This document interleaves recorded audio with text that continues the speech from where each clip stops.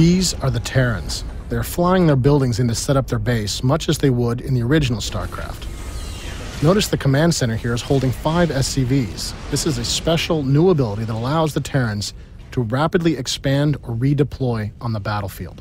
You can see some buildings here that you may recognize. We've got our factory, which allows the Terrans to make a number of powerful vehicle units. We also have our barracks, which the Terrans use to create all of their infantry. You may notice there's some new add-ons attached to these barracks. The first of these add-ons is the Tech Lab. The Terrans use this to purchase high-tech upgrades. The Terrans also have a new add-on called the Reactor, which can be used to give an additional build queue to any building it's attached to. This effectively is doubling the production capacity of this barracks. This new add-on system also allows the Terrans to reconfigure their production on the battlefield. We can lift off this barracks and we can fly this factory into its place. You want a piece of me, boy? And once the factory lands, that factory will gain the benefits of that tech lab, enabling you to build a number of high-tech vehicles and purchase vehicle-related upgrades.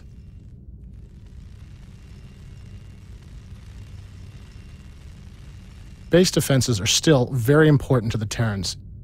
We've got our bunkers, which of course will load up with our infantry. In addition, the Terrans have a new base defense.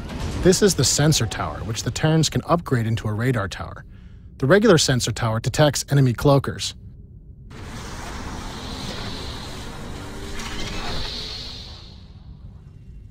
But the radar tower allows Terran players to see enemy units moving in the fog of war.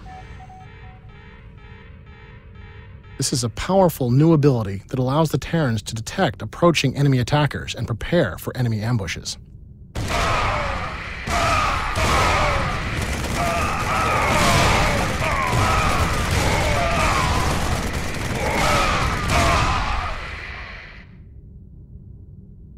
The battlecruiser is back in StarCraft 2.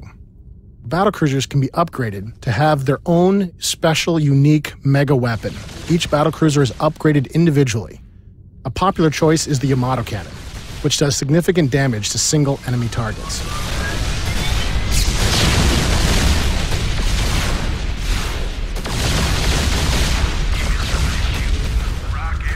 Another powerful choice is the plasma array. This is an area effect attack against enemy ground forces. Now, to deal with these battlecruisers, we'll need to bring in our Vikings. This is a new Terran tactical air fighter. It's armed with 2 powerful missiles that it can use to engage enemy capital ships.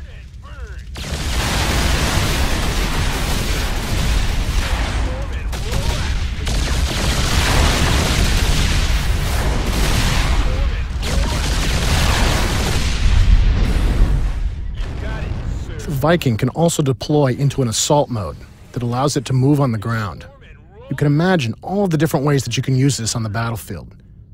Of course, you can use it to avoid incoming enemy aircraft fire. But you can also use this special assault mode to make devastating attacks on enemy bases. We're going to fly north now and look for our enemy base. And once we get into position, we're going to take our Vikings and we're going to transform them into their assault mode and continue the battle on the ground.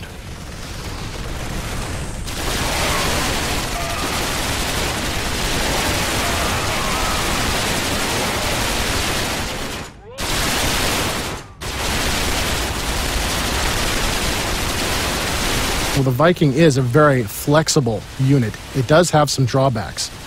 It's very vulnerable to counterattack from a dedicated anti-ground unit like these siege tanks.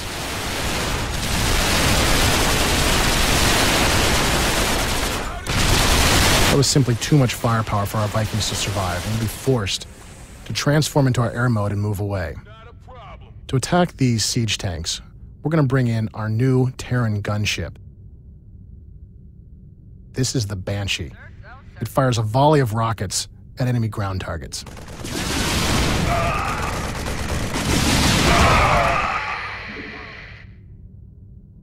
We copy. Sir, don't, sir. We copy.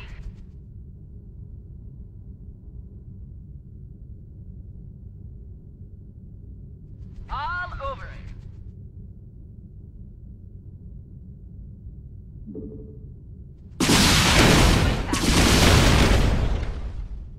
Now, these Banshees are vulnerable to this Marine counterattack, so we're going to cloak our Banshees and engage them with our area effect missiles. Fortunately for us, those Marines have clustered up, which is exactly what you don't want to do against the Banshee.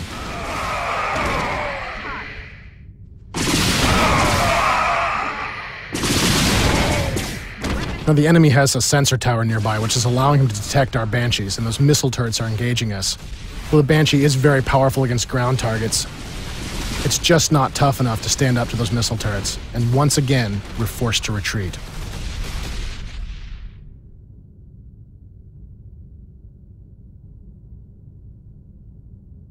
To continue this attack on the enemy base, we're going to bring in our Reapers. This is a unit that you may remember from our original announcement demo.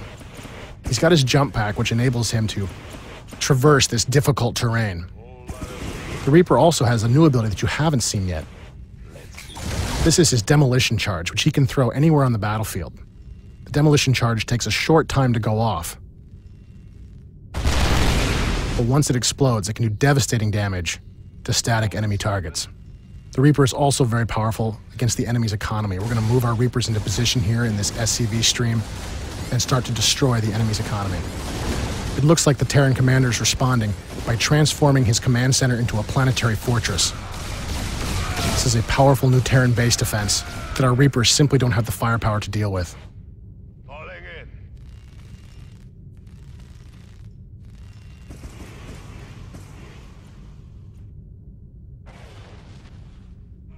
Like many Terran players, we have bases all over the map. As you can see here, our supply depots are blocking access into our base, preventing the enemy from closing with our siege tanks and allowing us to shell them from range. Inside our fortified position here, we're going to use our SCV to build a new special Terran assault unit. This is the Thor. It's an assault unit so large and so powerful that it's actually built out on the battlefield. Done deal. Now, it might appear that we are trapped inside our base. But in Starcraft 2, supply depots can be lowered into the ground into a special defensive position that allows our units to path over them.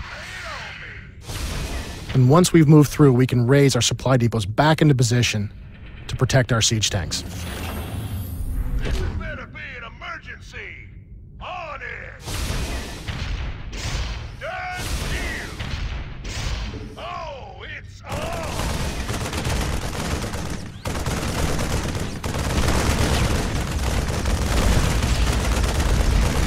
Now, you may notice that the Thor has some additional guns on his back.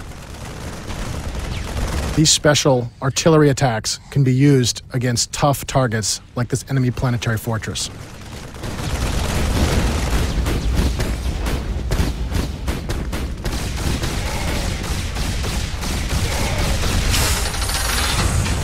Like everything in StarCraft 2, the Thor does have his weaknesses. This is the Cobra. This is a small, fast Terran hover tank. It can actually fire on the move, and it uses his powerful railguns to batter through the Thor's thick armor. Notice the Thor turns very slowly. That's as fast as the Thor can actually turn. It makes the Thor very vulnerable to this kind of speedy attacker.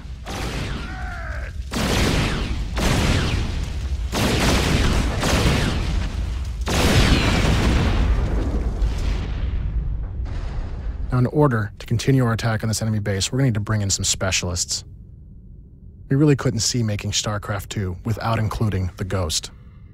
I hear that. I'm all over it. I'm here. The Ghost in StarCraft 2 is far more powerful than he was in the original StarCraft. All over it. In addition to his personal cloaking field, the Ghost can use his sniper rifle to deal lethal damage to enemy biological targets. The Ghost also has access to a number of calldowns. You've already seen our nuclear weapon. Now we'd like to show you the drop pods. This special ability allows the Ghost to summon squads of infantry anywhere he wishes.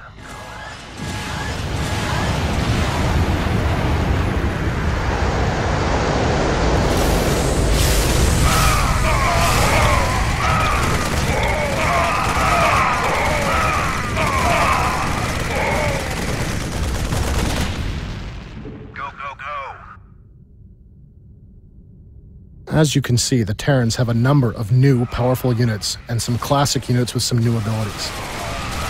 All of these add up into a flexible and powerful side that is more than a match for any of their enemies on the battlefields of StarCraft 2.